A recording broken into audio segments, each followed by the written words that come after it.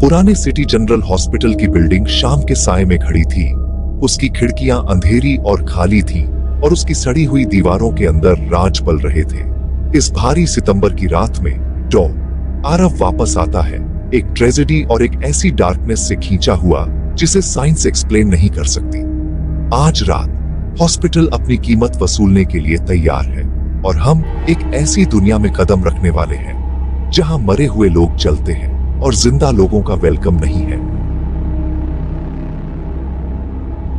मुझे जाना होगा रमेश। मेरे कलीग डॉ शर्मा यहीं मरे थे और मुझे जानना है क्यों। डॉक्टर, आपको अंदर नहीं जाना चाहिए। आत्माएं बेचैन हैं, खासकर पेशेंट नंबर 27। जो लोग यहाँ जवाब ढूंढने आते हैं वे कभी पहले जैसे वापस नहीं आते। कुछ गायब हो जाते हैं, कुछ पागल हो जाते हैं। मैं भूत प्रेत की कहानियों से नहीं डरता, मैं सच ढूंढ लूंगा। अपने पीछे दरवाजा लॉक कर लेना डॉक्टर। भगवान आपकी रक्षा करें। अंदर आरव की सांसें अजीब सी ठंड में मिस्टला जाती हैं। उसकी टॉर्च से केओस दिखता है, उलटे हुए गर्नेस, एक अकेला जूता और ऐसा लगता है कि कोई देख रहा है। एक स्ट्रेचर खुद ही कॉरिडोर में लुढ़क जाती है, एक खामोश जानबूझकर दी गई वार्निंग। लाइट्स तेजी से टिमटिमाती है। स्ट्रोब लाइट में परछाइयां नजर के किनारे पर तेजी से निकल जाती है, लंबी, डिस्टॉर्टेड, पलक झपकते ही गायब। Help me.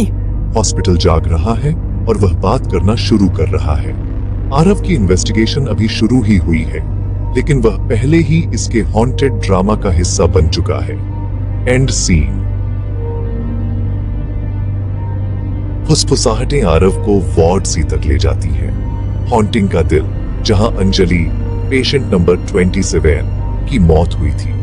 अफवाहें कहती हैं कि उसकी सर्जरी अधूरी रह गई थी। उसकी आत्मा जिंदगी और मौत के बीच फंसी हुई थी। He lied. He left me. उसकी आवाज में दर्द और गुस्सा ओवरवेलमिंग है। ये कोई नॉर्मल हॉन्टिंग नहीं है। आरव रूम 27 के सामने खड़ा है, डर उसे जकड़ रहा है। नंबर मिटा हुआ है, उसकी एग्जिस्टेंस करीब करीब मिटा दी गई है। उसे अंदर दुख और गुस्से का भंवर महसूस होता है। जवाब ढूंढने के लिए उसे अंदर जाना होगा। End scene.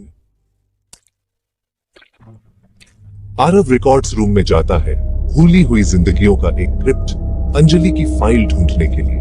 कहाँ हो तुम अंजलि? उसे फोल्डर मिल जाता है। जैसे ही वह उसे खोलता है, एक ठंडी हवा उसकी लाइट बुझा देती है।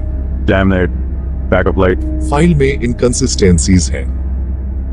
डॉ शर्मा के frantic notes, power logs match नहीं करते। लाइफ सपोर्ट मैन्युअली डीएक्टिवेट किया गया था। ये कोई एक्सीडेंट नहीं था, ये मर्डर था। अंजलि को मारा गया था। रिपोर्ट एक कवर अप थी।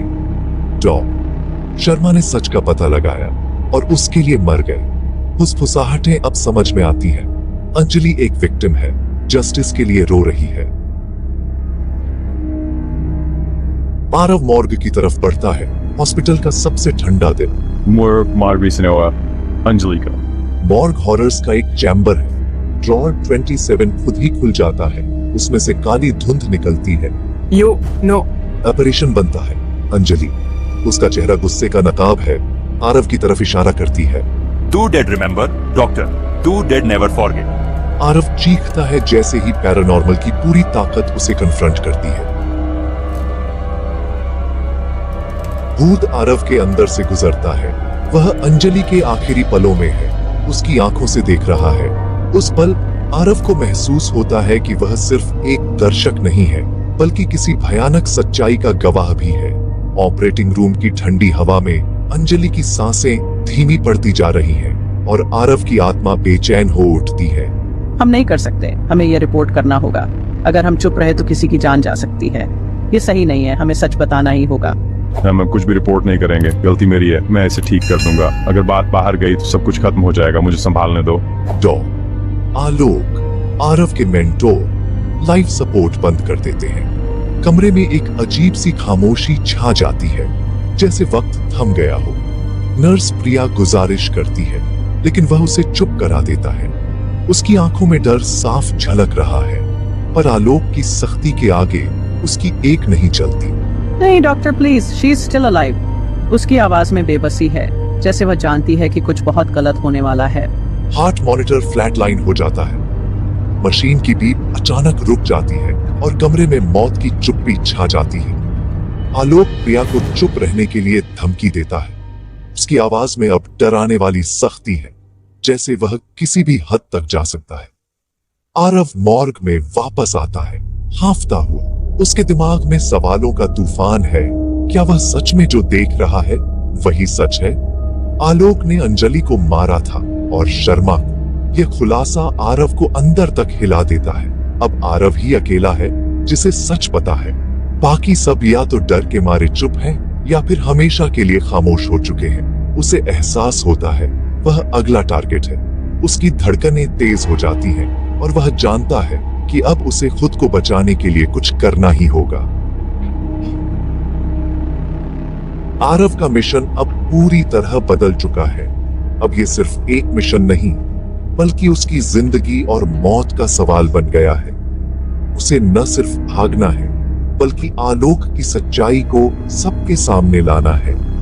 हर कदम पर खतरा है, हर कोने में छुपा डर। और मुझे बाहर निकलना ही होगा, वरना ये जगह मेरी कब्र बन जाएगी।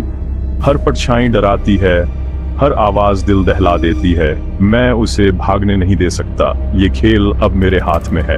अचानक हॉस्पिटल खुद को सील कर लेता है, जैसे किसी ने बाहर की दुनिया से हर रास्ता काट दिया हो। दरवाजे जोर से बंद होते हैं, लाइट्स एक एक कर बुझ जाती हैं और हर तरफ घना अंधेरा छा जाता है। फुसफुसाहटें गूंजती हैं, जैसे दीवारें भी उसकी तकलीफ महसूस कर रही हो। ये एक जीता जागता नाइटमेयर है, जिससे जागना नामुमकिन है। Please let me out. कोई है, मुझे बाहर निकालो। तभी अंजलि का भूत उसके सामने प्रकट होता है। उसकी आंखों में एक अजीब सी चमक है, जैसे वो आरव के डर से खेल रही हो। उसकी गर्दन पर उसकी ठंडी सांस महसूस होती है, जैसे मौत की परछाई उसके बेहद करीब आ गई। वो वादा करती है कि आरव भी अब मरे हुए लोगों में शामिल हो जाएगा। इस हॉस्पिटल की कैद से कोई नहीं बच सकता। You can't leave. You know the truth. अब सच से भागना नामुमकिन है। You will stay with us forever. यहाँ से कोई नहीं जा सकता। आरव सीढ़ियों से भागता है, हर कदम पर मौत का साया महसूस करता है। पीछे कदमों की आवाज गूंजती है, असली, सॉलिड। आलोक भी यही है और अब दोनों के बीच आखिरी टकराव होना तय है। सुपरनैचुरल और होमिसाइडल के बीच फंसा हुआ आरव की उम्मीद धूमिल हो जाती है। लेकिन क्या वो हार मान लेगा या अंधेरे में भी रास्ता खोजेगा? आरव छत पर आता है। उसकी सांसें तेज हैं, आंखों में डर और उलझन साफ झलकती है। चारों ओर सन्नाटा है, सिर्फ दूर से आती एम्बुलेंस की आवाज सुनाई देती है। इस छत पर आज रात कुछ अलग होने वाला है। आरव को इसका एहसास है। आलोक हाथ में रेंच लिए इंतजार कर रहा है। उसकी परछाई लंबी होती जा रही है, जैसे अंधेरे में उसका डर और बढ़ रहा हो। उसकी आंखों में एक अजीब सी बेचैनी है, मानो वह खुद भी अपने इरादों से डर रहा हो। कुछ बातें दबाकर रखना ही बेहतर होता है आरव। हर सच उजागर नहीं होना चाहिए, वरना अतीत के भूत जाग जाते हैं। कभी कभी चुप रहना ही सबसे बड़ी सुरक्षा होती है। अचानक अंजलि का भूत चीखता है। उसकी चीखें पूरे अस्पताल में गूंजती हैं। वह आलोक पर झपटता है। उसकी आंखों में बदला और दर्द साफ दिखता है। हवा में ठंडक और डर फैल जाता है। आलोक छत से गिर जाता है। उसकी चीख अंधेरे में खो जाती है। उसके अपराध जो सालों से छुपे थे अब हमेशा के लिए खत्म हो जाते हैं। छत पर सिर्फ सन्नाटा बचता है। सुबह होती है। अस्पताल की खिड़कियों से हल्की धूप अंदर आती है, जैसे रात के डर को मिटाने की कोशिश कर रही हो। लेकिन दीवारों पर रात की परछाइयां अब भी बाकी है। आरव भाग निकलता है। उसके चेहरे पर राहत और थकान दोनों। उसे लगता है कि जस्टिस हो गया है, लेकिन क्या सच में सब खत्म हो गया? हॉस्पिटल का कर्ज उठा हुआ लगता है, लेकिन उसकी दीवारों में अब भी कुछ रहस्य छुपे हैं।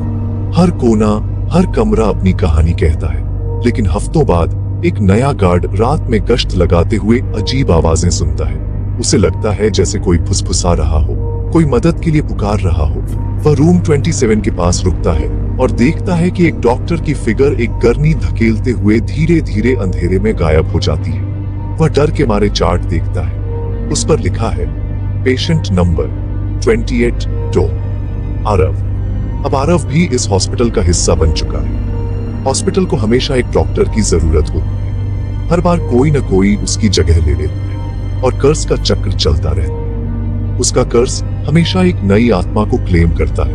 यह हॉस्पिटल कभी खाली नहीं रहता क्योंकि डर और रहस्य यहाँ हमेशा जिंदा रहते हैं। S4 media group, black screen, subtle hospital corridor, fading to black at stock, at distribute _ equally. Thank you.